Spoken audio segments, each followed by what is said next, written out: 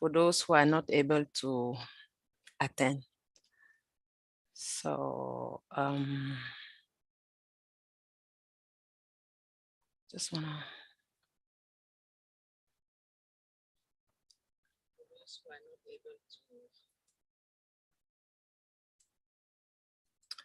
Okay, welcome everyone.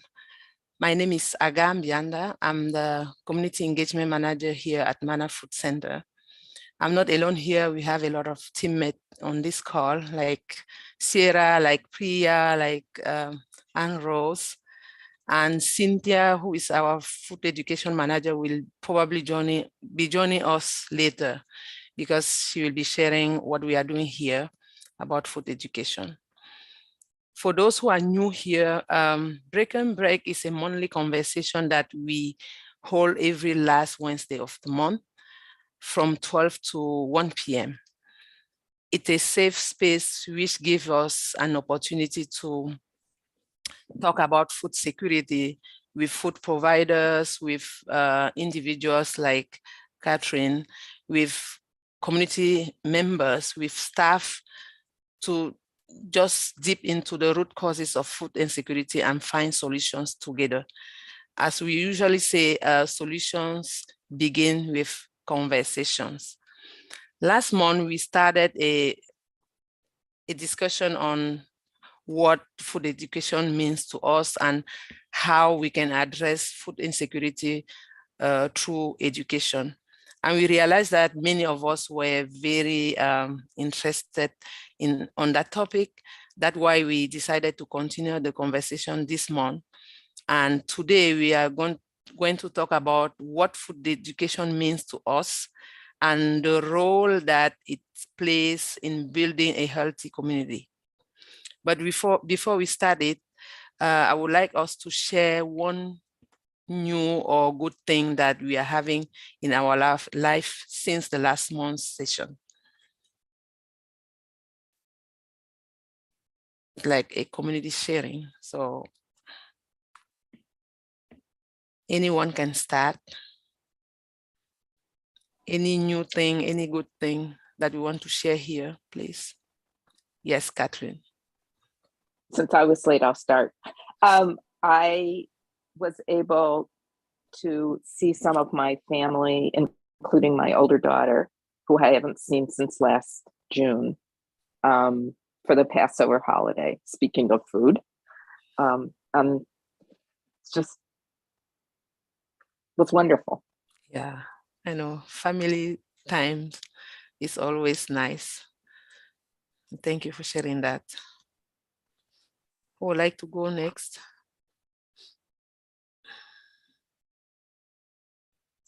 I can go. Yes. I went on a trip with some of my friends. We went to Europe, and that was my first time there. And it was with some friends that I don't get to see a lot. So it was really great to be able to spend time with them and see new places. Yeah. Anything that you want to share that you learn from your trip and that people are doing there that we are not doing here? Interesting. Or any kind of good food that you I had tried there? two things. One thing I noticed, it's not food related, but it's environmentally friendly related. In Amsterdam, they ride bikes a lot. So their uses of cars and carbon emissions are really low. So that was really cool. Hopefully we can implement that in like the DMV area. That'd be awesome. And then I had really good Indian food in London. We went to this really amazing restaurant. That was my favorite food that we had. Nice. Thank you for sharing. Yeah. Who else would like to go? On that note, I can share that I have a vacation coming up next week. So that's new and good. Yeah. Thank you, Priya. Anyone else?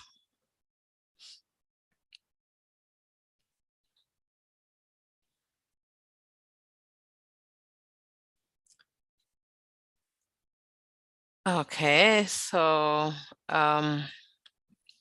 we'll just have to go directly into our topic, which is what food education means to us and what role it plays in building a healthy community. What we realize is that most of the people do not really know what means food education. I'm part of those people. I don't know what means that. So I would like us to just share what we think about food education.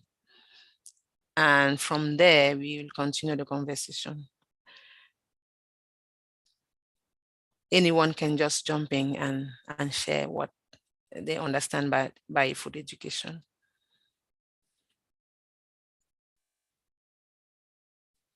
Oh, can you hear me okay? This is Sabrina. Yes, Sabrina. Okay. So, hi everybody. I'm new here and I am interested in the work of Manna and have had a conversation or two with Agar and just interested in learning more. I live in Silver Spring and I work in public health and I'm just really interested in how to create more community around food insecurity and understand people's lived experience. I've done I've worked and I continue to help with some of the food pantry work as related to the pandemic and have done a lot of just work in that area before the pandemic as well in DC, helping the homeless around food. And something that comes to mind that I've just seen over and over again is, you know, it's so much more complex than just knowledge. We all probably know that you can share eating an apple is healthier than eating a bag of potato chips, right? But it's so much more than that. So when we say education, when I think about that, what comes to mind is it's not necessarily just the science or the facts. It's education about understanding food from the perspective of the person, what's available to them, what they understand to be available, and sometimes what's not available, obviously, and then what are some of the trade-offs? So, if apples and vegetables aren't always available, are there some trade-offs? Are there ways to help people learn what those trade-offs are, but make sure that it's within their realm of possibility? So don't set people up for something they can't do. But I just really think it's important to understand where people are coming from first. They can teach that whatever the education is has to be bi-directional. Nice, I agree. Any comments on what Sabrina said or anything to add to what she said? Yes, Catherine. I mentioned last month or alluded to that I spent my career at the Food and Drug Administration and actually worked in the area of food safety. So that's not what brought me to Manna, but I think what Sabrina says about understanding sort of at the boots on the ground level is really important, and it's really hard to convey that up the various levels of whether it's nonprofits or NGOs or government about what the situation is and of individual people. And it's interesting because when Sabrina started to talk, at first I was thinking, well, food education is about nutrition. And I think that's a holdover from my work life. But it's also about educating people like, whether it's me as a government employee and someone with policymaking authority or whatever, or donors, about the realities of food, access, preparation, time. I think what it's like for me to cook a meal is a very different and minimal challenge for someone, a healthy meal, than for a working mother with a limited income who doesn't have a car. I mean, you can sort of expand on all the restrictions. So I think the education goes both ways, is my long-winded point. Yeah, thank you so much, Catherine. Anyone else would like to share something about food education? I would Yes, like Sierra. to add, hi. I would like to add the idea, like Sabrina and had started mentioning, like, we all know like an apple is better than a bag of potato chips, but starting off with that as a form of education doesn't really get us somewhere if somebody doesn't have either option. So I think part of the education also can be about making sure people know where they can find resources like Manna, or how they can sign up for certain things in order to first get the food to them. And then from there, taking that even a step farther with the idea of cooking, how that can be something, that maybe some of us don't think twice about, but if you give somebody maybe like a bag of dried beans, the education can also be around, how are we going to prepare this? Because you can't just eat them just like that too. Yeah, that's a very good point. So yeah, because most of the people in the community do not know where to find things, and that is the starting point. You need people to be food secure, but they don't know where to find resources. I think it's the first step is to connect people with the resources. Where do they have food available? Where do they, how do they we connect them with all the resources that we have. And when they have those things, now we can start showing them how to cook those food. Okay, any other idea? Yes, I'd like to also add, I'm with the University of Maryland Extension SNAP Ed program.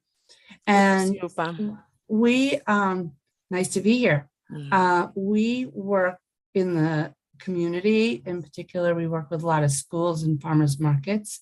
And I also would like to add that education is also exposure, because I'm always surprised when I'm at a school and I bring in strawberries and blueberries for the students to taste. And many of them have never tasted either one. So that is a barrier sometimes to when they don't know, when they're not familiar with foods, and they aren't going to go ahead and buy them, especially if they have a limited income. So exposure to different foods and is important too. Yeah, I agree. I agree, because I'm working in the community, and what we hear most of the time is that, oh, we don't know, we know only our food. We are immigrant, we arrive here and we know only what we used to eat. And sometimes we ask ourselves, do we have someone who will show us other kind of food that we have here so that we can learn how to eat them? So yeah, I just agree that we have to be exposed to those other kind of food, and also learn how they cook it here and learn how to eat them. Yeah. Right. One of the schools I work with, during the pandemic, we had a Zoom cooking class where I would come in with my SNAP Ed recipes and prepare something to show people how to cook that. But then we also had some of the other families share cooking on Zoom their cultural foods. so that we all learned how to make those. And it was such an amazing experience. Everyone was very happy to do that. And I think that was a silver lining to the pandemic and the fact that we were all on Zoom, because you could cook from your kitchen. You know, before, when I was teaching people, for instance, how to make applesauce, I could demonstrate it in front of people who were sitting there in the room. But it's a different experience when you're in your kitchen and I'm saying, okay, everybody, let's cut up the apples, if you put them in the pot, and you can make a whole batch of it and then feed it to your family. That's a completely different experience. That's true. Yeah. Thank you. Anyone else would like to share? I'd like to piggyback off of Pam. I think a lot of what people have said is really resonating. And to go back to your question, Agar, I think one thing about food education that I think of and how it's different than nutrition education specifically is, you know, it's more than just the nutrition. So we have the aspect of how food is grown, how food contributes to like food waste and things, you know, kind of before and after what we typically think of when we, you know, the consumer is eating it. And so one thing about like nutrition education that I feel like can be kind of difficult for people is when it is, you know, coming from a good place, but comes off as condescending or comes off as, you know, telling people that they have to eat this all the time, 100% of the time. You have to eat healthy. You have to eat what I consider to be healthy, or like there's some shame or stigma if you don't. And so I think it was a really important point about different cultures and how, you know, we have a wealth of knowledge from the individuals that we're trying to teach or work with, that, you know, it goes both ways and not just kind of a one-way street. Great. Yeah, very important. Specifically in Montgomery County, where we have a lot of immigrant people, many cultures, a melting pot here. We need to, like Pam said before, try to also learn from other cultures what they are sharing, how they cook some of the things. I was talking with our food education manager on Monday, because I didn't know how to cook eggplant, and we don't have that kind of, we have different kind of eggplants in our culture. So I was sharing with her how we cook it. And she was learning, she was also learning, but she's a food education manager here in the US. So I think it's very important to also share what each other, we learn from each other culture. Yeah. Thank you. Agar, I did a food demonstration about eggplant on the SnapEd Facebook Live last summer, and I'll send you that link because I had a recipe for eggplant sticks, which was really good. Thank you so much. So I'll send that to you since you mentioned eggplant. Okay, thank you, Pam. Yeah. Anyone else would like to share?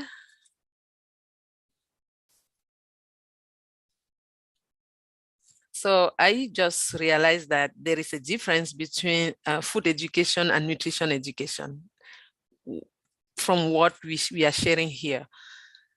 So, and you said that, you all said that there is a very big difference between just having the knowledge on food education and making sure that we have opportunities and possibilities. And Priya just mentioned that we also have to think about the aspect of how we grow food. It's very important to know how we grow food. We are eating something, we don't know how it's become what we are eating. It's also important for our kids, and if we start it earlier, it will be beneficial for those kids to learn how to grow them until how they cook them and what are the benefits in their health. So, and she also mentioned the fact that food waste is another aspect of food education. So we noticed that I personally noticed that in the US, we have a lot of people who are food insecure, but at the same time, we have a lot of waste So every day we saw behind Giant how they threw away food. And we have people around us who are sleeping without eating. It's hard to see that, but it's also something that we need to educate people on, not only people in the community, but also our big farm or big stores. How do they use those food? And I know that Anne Rose can talk more about it because she's working on food rescue, community food rescue program. Yeah. Any other aspect that we would like to bring up before we switch into the second question?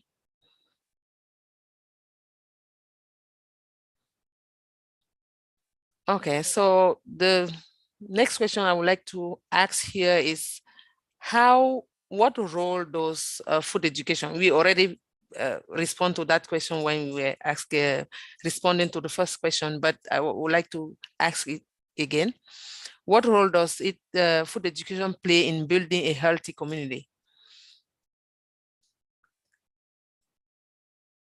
And what can we do as community members to help our neighbors and our community members and make sure that we have food for all in the community? Yes, Dibodi.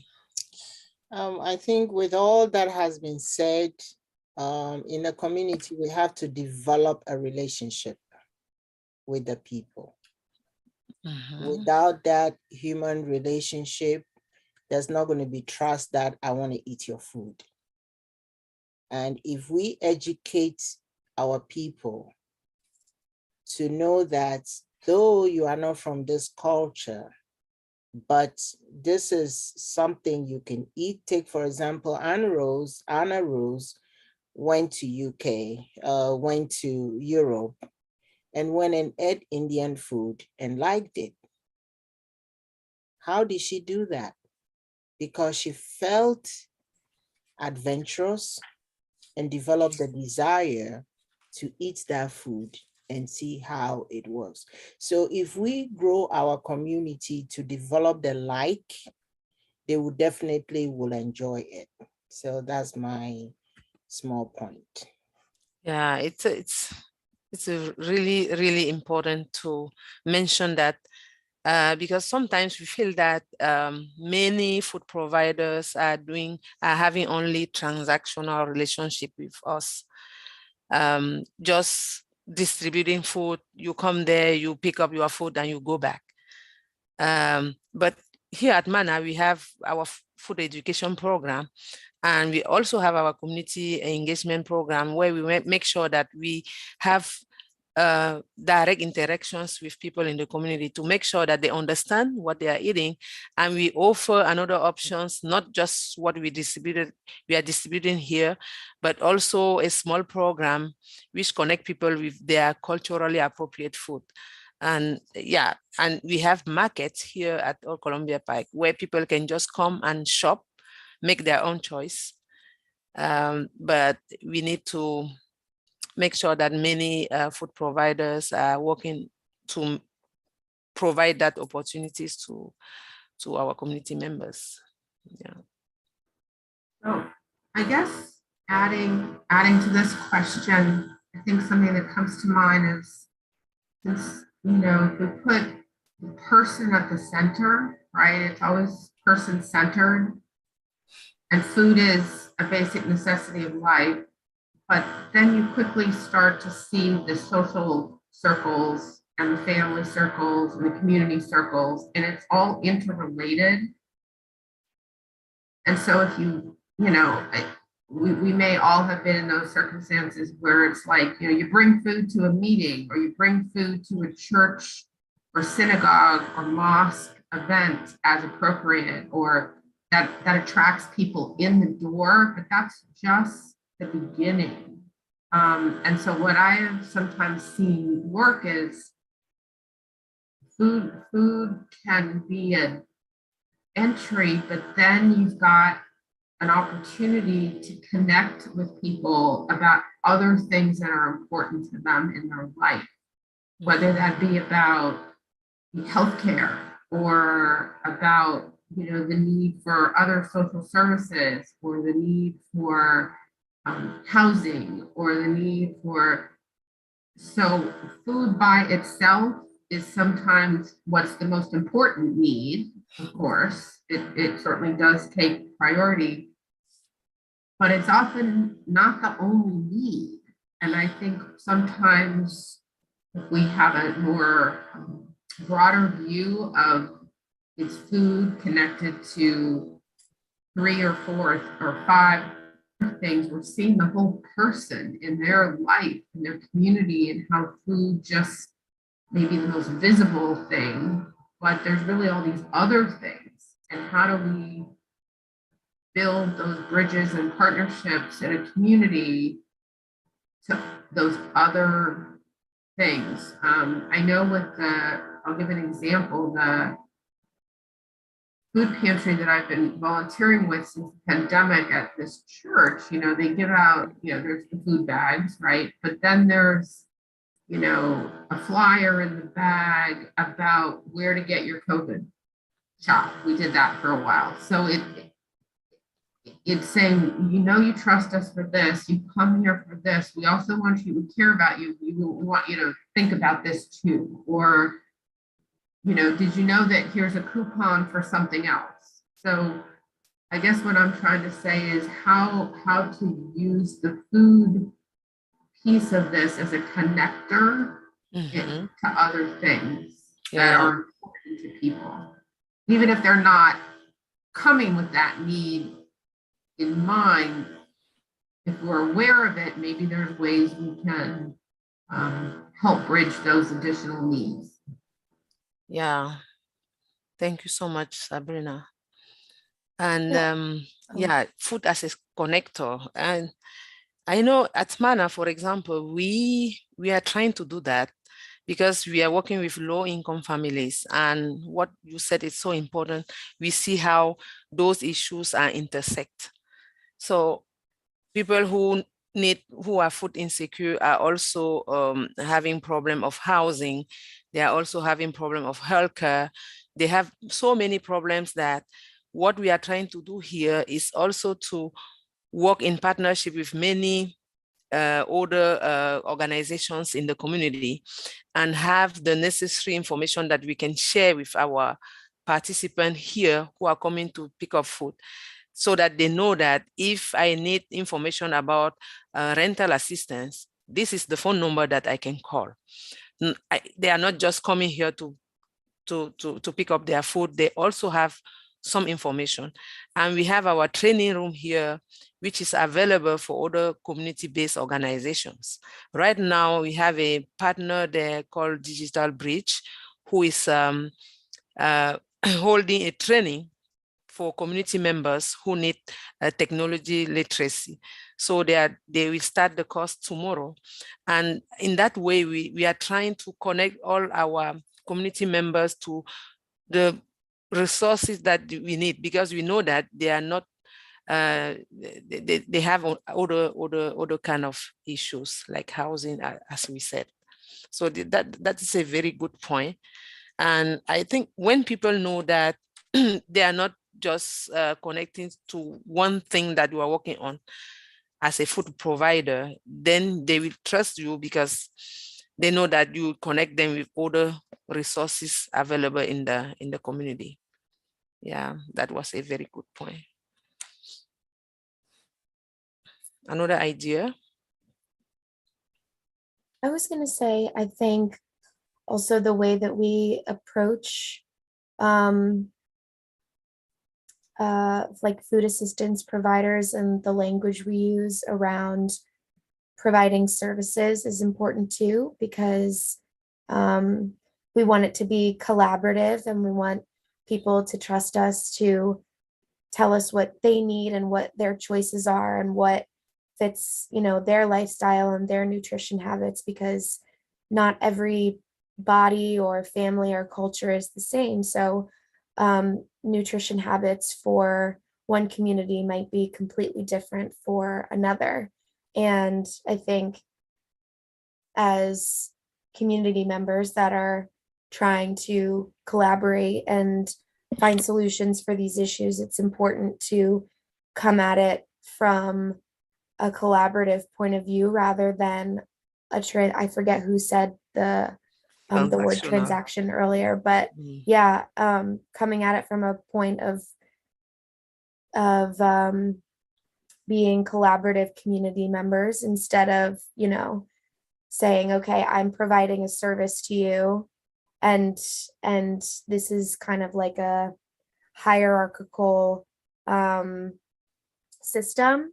Instead, kind of making it that so that everyone is able to come with an equitable perspective at the table instead of, because Manna is such a big organization that has so many community partners. I think it's easy for people to sometimes assume that, like, I had someone when I was volunteering this past or when I was tabling for Manna at Greenfest this past weekend, someone was talking to me about Manna's position in the county and what we do and how we collaborate with others. And they were like, oh, so Manna is kind of the quote unquote top dog. And I was like, well, I think that that's maybe something that we can work on. We don't want to be the top dog, but we want to be a resource that does have a lot of connections with other organizations. And I think it's intimidating and maybe daunting sometimes and hard to trust an organization that has a big reputation that is very well known, because sometimes I think it's hard to trust a big organization and trust that the values and the incentives behind providing a service are actually for the community and not for, transactional purposes. Yeah. Thank you for sharing that. And Agar, I also think your question about, the role of food education specifically, because, food by itself, of course, but the role of food education specifically with making healthy communities, hey, Cynthia, is essential, because, you can't have one without the other. And what I mean by that is you can't have, or I guess you can, but it's not as effective to have just food distribution or just nutrition education, and pairing the two, or at least collaborating with organizations that can pair the two, is really the sweet spot. I think Pam had also mentioned working with schools and kids. And like one of the things that I found when I was a food corps service member at a DC elementary school was, we were in the school garden and a student was like, in front of a garden bed that had cucumbers. And so I was saying, like, does anybody know what's growing in this garden bed? He said, yeah, it's pickles. And so, like sometimes the exposure that we have that was mentioned is, I see this jar in my fridge that has a similar shape or color, so that must be a pickle, right? But yeah, I think to answer your question, it's essential to have both and make that a kind of a balance. One other quick example is, at least at Manna, I work on school-based programs. And so one of our initiatives is school pantries. And I collaborate a lot with Cynthia to make sure that, and my colleague Doogie on our logistics team, to make sure that the food we're sending is culturally appropriate and also has some food education. So whether that be a recipe on plantains, and that might be using that produce item in a new light, or a recipe on an item that might not seem as familiar to that population. I'll stop there. Thank you so much, Priya. And can I add one thing on that too? Yes. Priya, your comment about nutrition education and food distribution can't be the only, components. With our program, we also talk a lot with students and their families, not just the students, with the families and the teachers, about making sure you're hydrated, drinking enough water. We're also talking about getting out and moving your body. We try not to use the word exercise because sometimes people have a negative connotation to that. And we talk about, just getting out, taking a walk, that, sweeping the floor is exercise. Just moving, not just sitting, because even if you do eat everything that's perfectly right as far as nutrition goes, and you don't ever get out and move, and you drink no liquid, no water, you're not hydrated, you're not going to be healthy. Yeah. It's a whole lifestyle. It's not one special component is the magic thing. It's, you want to get people to think about living a healthier lifestyle, eating in a healthier way, and learn about where their food comes from and be able to make good choices. Exactly. Yeah. Thanks, Pam. We just want to welcome our food education manager, Cynthia, who just joined the call. I told you at the beginning that she'll be joining later. And I will just want her to jump in and share what we are doing on our food education program here.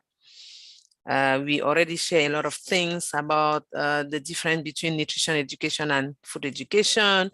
We mentioned the fact that it's not just understanding and having the knowledge about food education, but it also making sure that people have options.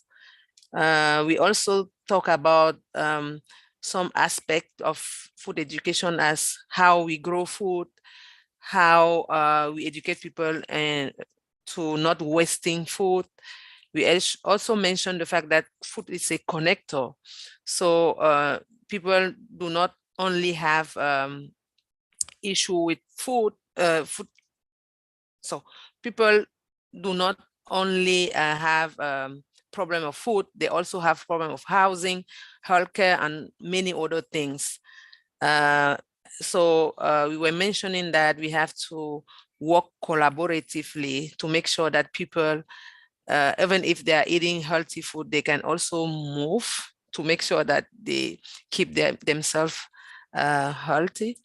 So I would like to just give you the opportunity to share what we are doing here at Manna and to give you a perspective of what food education is.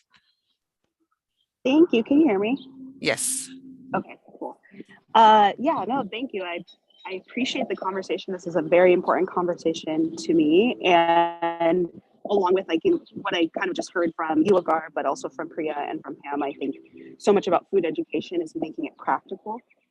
And oftentimes we give nutrition or health information that is kind of siloed depending on your life experience, your access to information, and how much information you have been able to gather. So to me, with food education, it's so important to make it something that is not only accessible and attainable, but just attainable for your everyday life. How do we make it make sense? So that kind of aligns with a lot of what we do at Manna. Our main ways that we have been doing food education is through nutrition presentations, cooking classes. We have started doing small groups to kind of build more community, but also be able to address deeper conversations. We have our youth cooking classes. And I do think, like as Priya was saying, as we have our smart sacks, we've been putting nutrition inserts. When we do school-based pantries, we're providing recipes. So making it all make sense, connecting it, and giving that full picture, I think is so important and something that we really strive to do at Manna through all of our education, because it's not, to me, it's not enough to say, oh, you have diabetes and you should be eating blah, blah, blah, blah. It's like, okay, well, how do I make those things? And then especially when you start talking about like cultural relevancy, you know, sometimes in nutrition, I think I see this the most, but also that's what my background is in, is that, you know, foods that are highlighted don't tend to necessarily be relevant to all cultures. So how do we make something make sense for their household? And to me, a lot of what we do is trying to not only teach the building blocks so that you can apply it to what you eat. So if I can help you understand what a healthy fat is, then you don't have to be concerned about, I have to have avocado oil, I have to have olive oil. It's like, no, well, culturally, what is a healthy fat for you in your household? And then you can kind of like build this way of eating in your own life. And then also trying to, as best we can, incorporate children into that. We used to have like family cooking classes so that it's something that we're doing together during COVID, and we still do this now, we deliver the ingredients for the cooking classes so that if transportation is a barrier, if, you know, certain types of access, because if we have the class in Silver Spring and you live in Germantown, that's not really an accessible way for you to participate. So really, we're always thinking, or myself and Louisa, we're always thinking about how do we make education more accessible and more practical and ideally fun. It's like, that's why we started the small groups, because we want to build community. But I think the great thing it has done is we've gotten to know each other. It's more than just, you know, I'm talking at you, it's a conversation. And I think our cooking classes are the same. We enjoy each other's company. And so like one of the cohorts we're about to start next month, it's titled Seed to Table. Well, how do we grow our own food? Well, we're going to talk about that. We're going to provide you with seeds. We're going to provide you with soil so that we can grow our own food. And then as we grow things, we're going to cook or make recipes with those things that we're growing, because now we're making it practical. Because I know for me, when I first started growing vegetables, it was intimidating to use them. So I got the skill of being able to grow things, but translating that into food was difficult for me. So I want to have this full-fledged beginning to end of how do we have these concepts about health, about nutrition. And I think something that's also very important is that whatever you're doing is sustainable. Because if you're eating a bunch of salad now, but that's not relevant to you, or it's just something you can't really keep up with, then you're not going to be doing it for long. So all of those things, I always have lots of things to say about food education, but that's basically the gist. Thank you so much, Cynthia. Any questions to Cynthia? Or any comment? Agar, Catherine, I'd like has her to, hand up. Oh, sorry. oh, yeah, I should use the hand raise thing. I wanted to ask both generally and specifically to Cynthia. You know, I'm sitting in a different kind of chair. I'm a longtime Manna supporter and volunteer. And one of the things I'm interested in, you know, I'm getting educated right now about Manna's programming, and I'm interested in how I could support something in addition to buying whole wheat pasta, for example, and donating that. Like, do you ever do food drives that are focused on particular communities? Have you thought about that? The dietary practices or whatever? And maybe that's drilling down too much, but how the broader question is, how can volunteers like me and somebody like me who talks to her friends about Manna and supporting it, support this broader and more culturally aware and inclusive programming? Yeah, Catherine, I appreciate the question. It's interesting because I think personally, one of the biggest things is the knowledge that these programs exist. I don't think there's a lot of knowledge that a lot of our programs exist outside of Food for Family, which is, you know, our regular food distribution.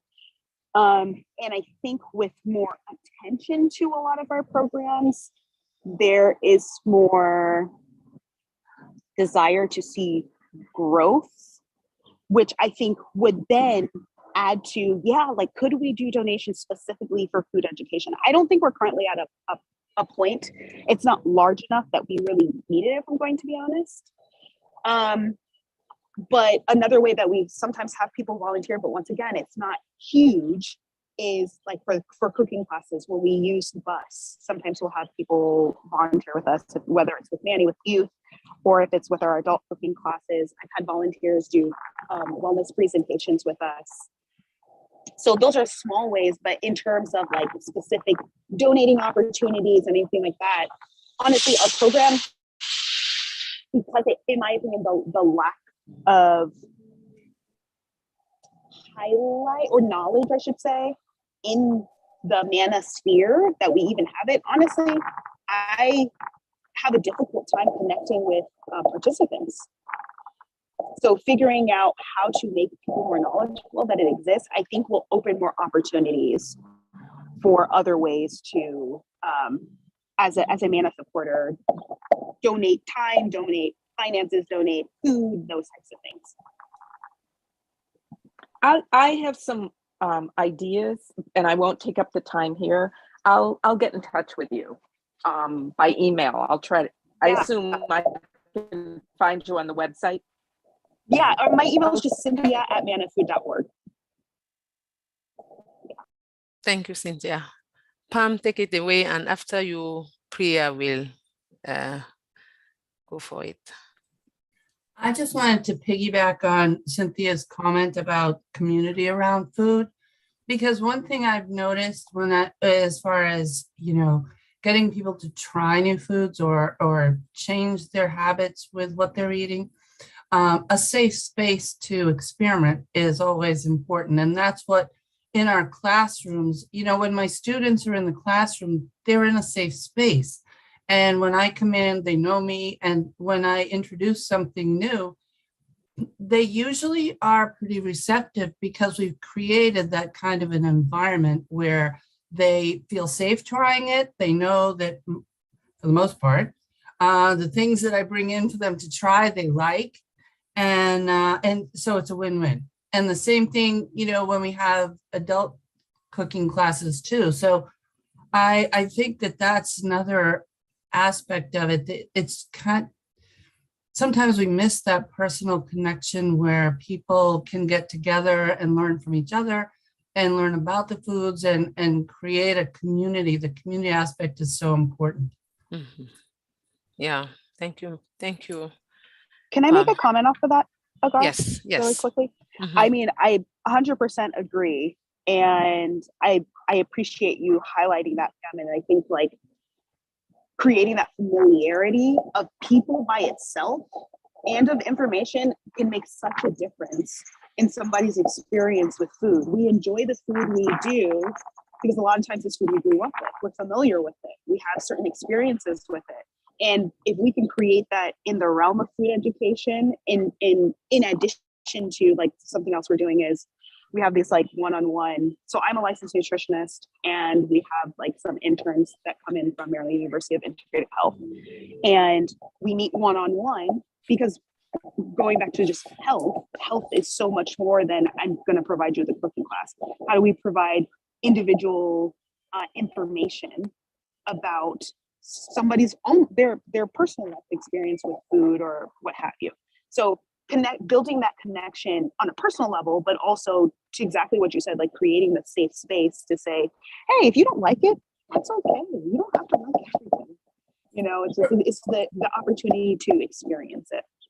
Well, when you think about it, Cynthia, where do we all learn our cultural foods from? Usually in a safe space, in a family environment with family celebrations and all that type of thing. That's where we get to learn about our food traditions and so forth. So, then building out from that is really a helpful approach.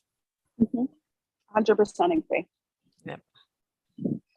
Yes, thank you. Priya. Hi, Agar. I didn't have my hand raised, but if you'd like me to speak about something, I definitely can. No. It's a great conversation. I'm happy that you picked me, though.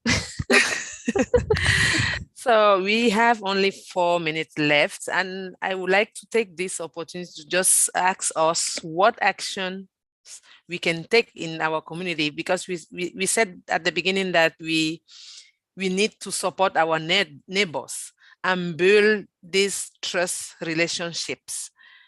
What actions do we think we can take as an individual to help our neighbors?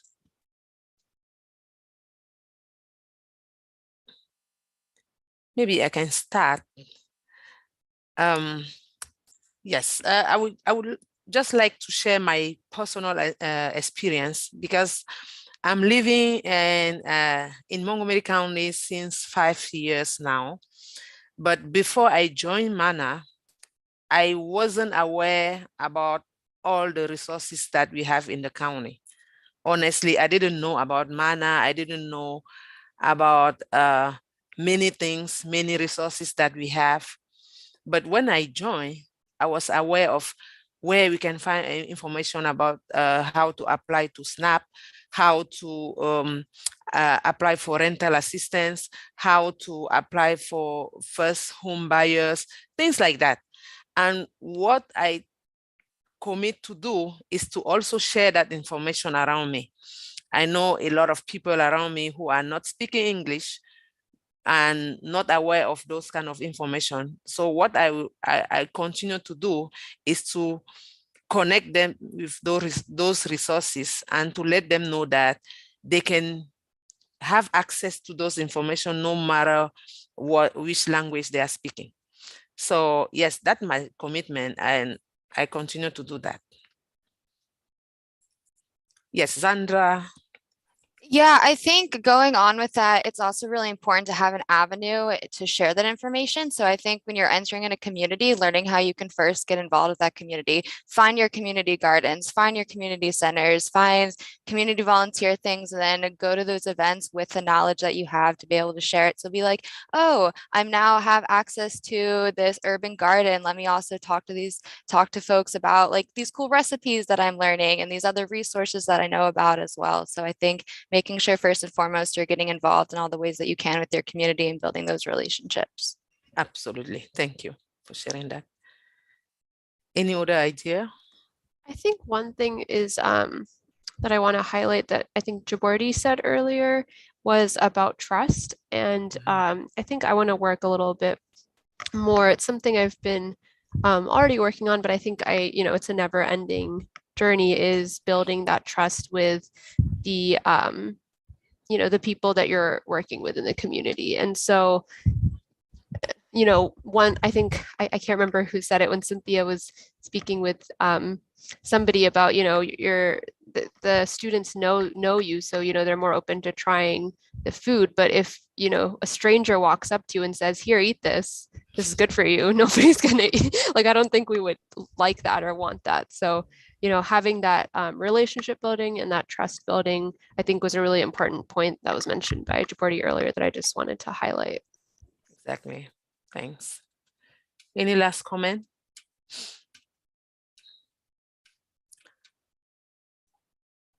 Well, I'm going to get in touch with Cynthia and see what I can do from sort of my end of Manna as a volunteer and as somebody that tries to stir up her friends. Nice. Thank you, Catherine. We can always count on you. So with that, I would just want to thank everyone who joined the meeting today.